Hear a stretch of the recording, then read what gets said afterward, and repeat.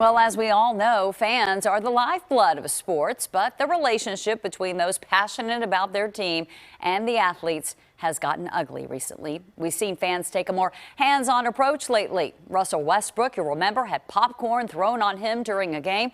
And then there was that Wizards fan who ran onto the court during a game and was tackled by security.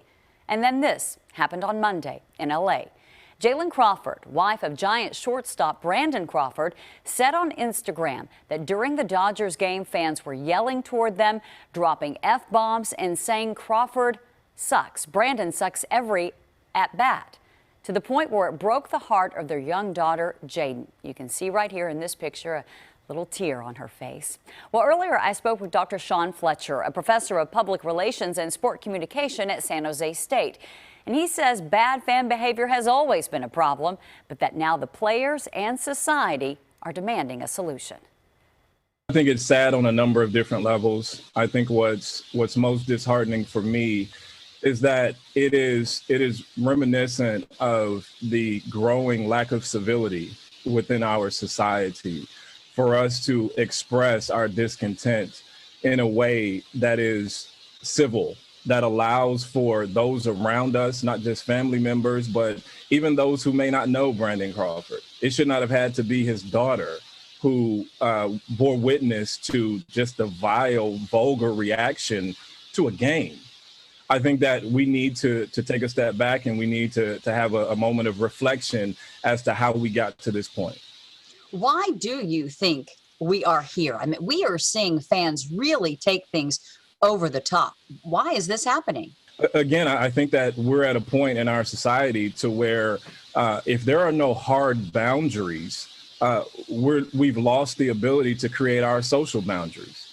I think that we're continuing to see that individuals, and specifically fans, they're willing to go as far as we allow them to go.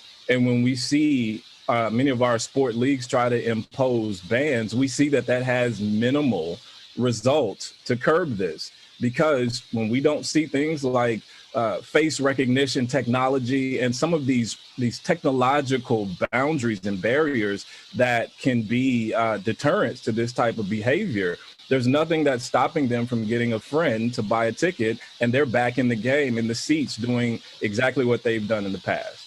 So it sounds like you're saying there needs to be some harsher penalties here. There must be harsher penalties, because again, any policy or procedure is only as good as the ability to enforce it. And if fans and onlookers do not see that there are any really teeth behind some of these policies and procedures, it's a lot of talk. And fans can see those thinly veiled threats, and we're seeing that they're not substantive deterrents at all. Fans have a pivotal place in the pageantry of sport. And again, I do want to be clear that we're talking about a subsect of fans. The overwhelming majority of our fans that we see across our daily sports landscape, they are adhering to what the true definition of fandom is. However, it's that sliver of society who feels like they actually own what they see out there on the field and what they see out there on the court.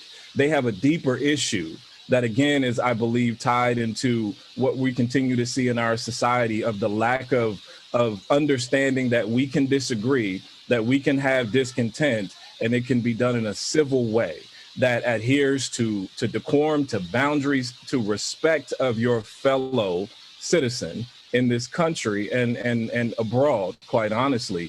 But I think when fans take it a step too far and believe that they actually have the latitude to express their discontent in ways that are outside of the legality of the sport, and then from a social civility standpoint, I think that's where we need to take a step back, and we need to have harsher penalties that have significant consequences that become deterrents, not reactive after the fact.